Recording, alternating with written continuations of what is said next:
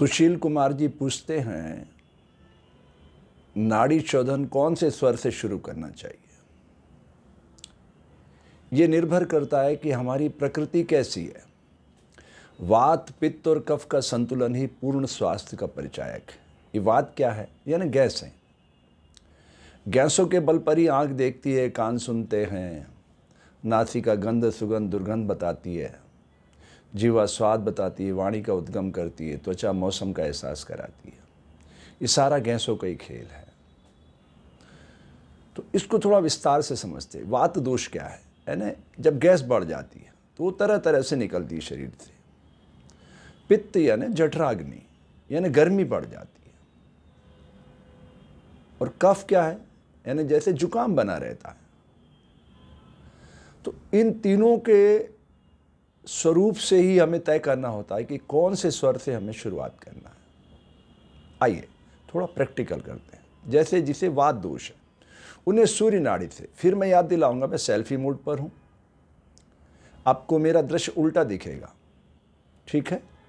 अब यात्रा शुरू करते हैं। जिन्हें वात दोष है उन्हें सूर्य नाड़ी से शुरू करना चाहिए।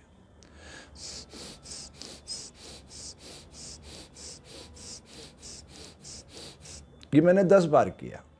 10 डिजिट बॉडी है, 10 द्वार हैं इसमें, ठीक है? अब जिन्हें पित्त दोष है, सूर्य का स्वभाव है गर्मी देना, ऊर्जा देना, चंद्रमा का स्वभाव है शीतलता। तो जिन्हें पित्त दोष है, जिन्हें गर्माहट है, उन्हें चंद्र नाड़ी से शुरू करना चाहिए।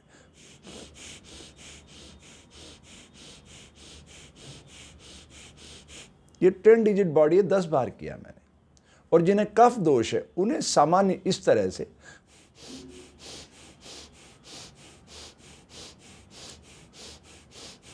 ये 10 बार हुआ। तो ये एक सेट हुआ। अब दूसरे सेट में हमने इसको 20 बार करना होता है।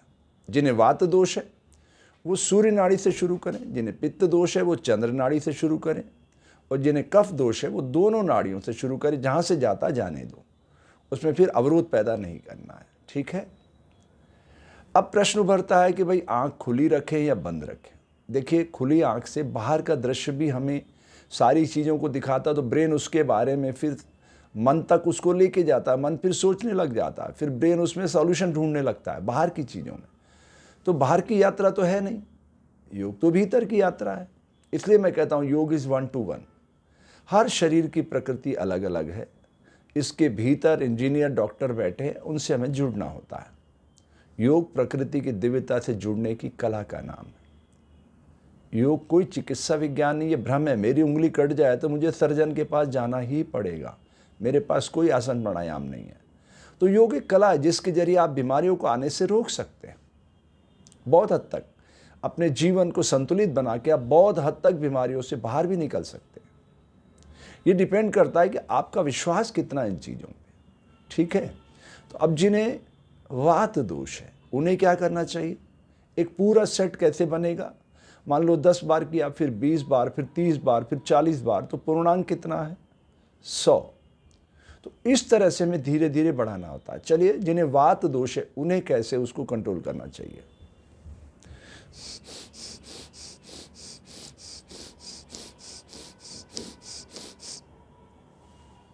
ये पहला सेट हुआ। दूसरे सेट में 20 बार।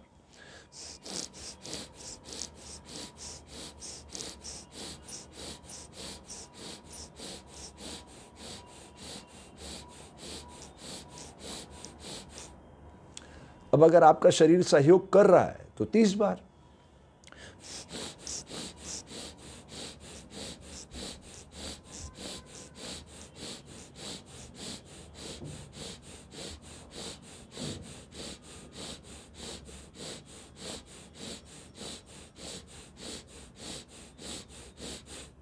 इस तरह से 10-10 बढ़ाते जाना चाहिए अंक। 40, 50, 60, 70, 80, 90, 100, ठीक है? अब इसी तरह से जिन्हें पित्त दोष है उन्हें चंद्र स्वर से,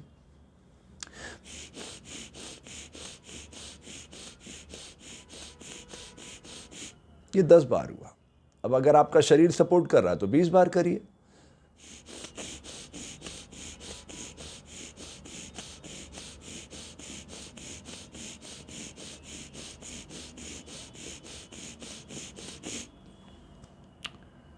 फिर भी शरीर सपोर्ट कर रहा है तो 30 बार करिए।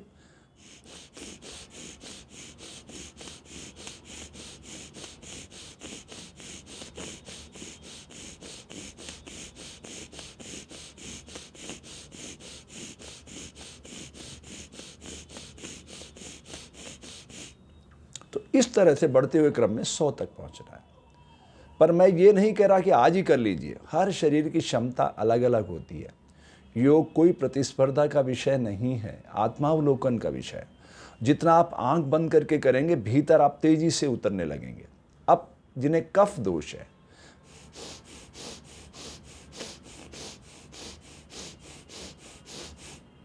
ये 10 बार हुआ। अब अगर आपका शरीर सपोर्ट कर रहा है, 20 बार करो।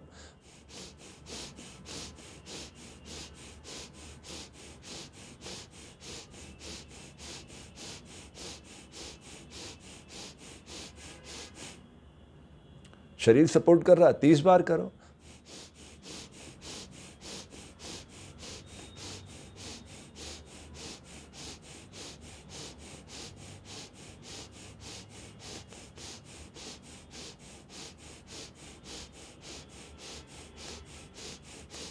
तो इस तरह से बढ़ते हुए क्रम में फिर 40, 50, 60, 70, 80, 90, 100 इस तरह से जाना होता है।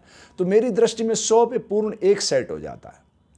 फिर अगर आप 10 सेट कर सकते हैं, अगर आप 2160 श्वास प्रश्वास एक साथ कर सकते हैं, तो यकीन जानिए आप पूरी नाड़ियों को एक साथ शुद्ध कर सकते हैं एक ही समय में।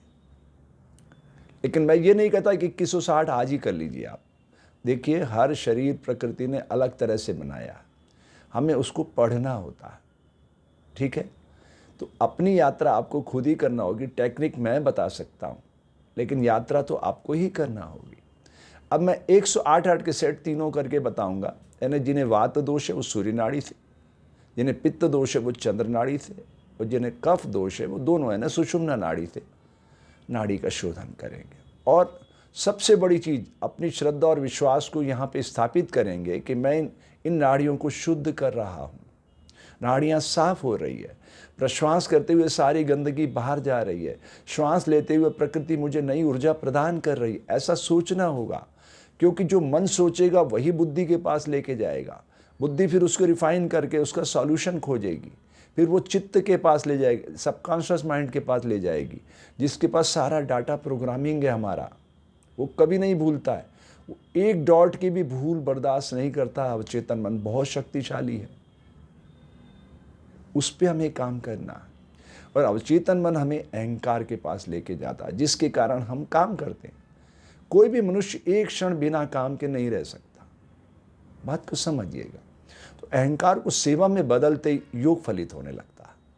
योग प्रकृति की दिव्यता से जुड़ने की कला का नाम है। ठीक है, और योग इज 1 to 1। कोई दो व्यक्ति एक जैसी क्रिया करने पर एक जैसा परिणाम नहीं पा सकते, क्योंकि प्रकृति ने हर शरीर को एक नई ऊर्जा के साथ प्रकट किया है, एक नए उद्देश्य के साथ प्रकट किया है। मैं ये कहना चाहता हूँ।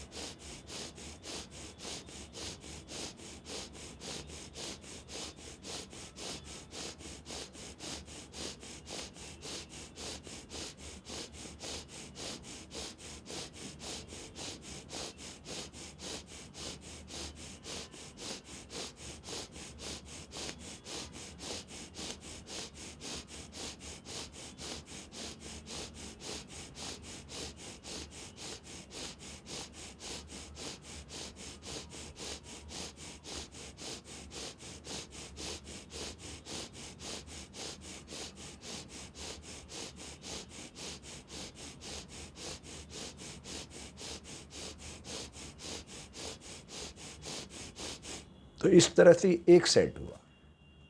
ऐसे अगर आप पूरे शरीर को साफ रखना चाहते हैं तो 10 सेट करना होते हैं। पर मैं फिर दोहराता हूँ, अगर आपकी क्षमता नहीं है तो एक साथ ना करें, धीरे धीरे अभ्यास बढ़ाएं, क्योंकि ऐसा करने पर फ़ायदे से अधिक नुकसान भी हो सकता है। अगर आपका शरीर सपोर्ट नहीं कर रहा है और आप ज़बरदस्ती करेंगे तो नुकसान भी हो सकता है। जितना आपका शरीर स्वीकार करता है, धीरे धीरे यात्रा बढ़ाना चाहिए।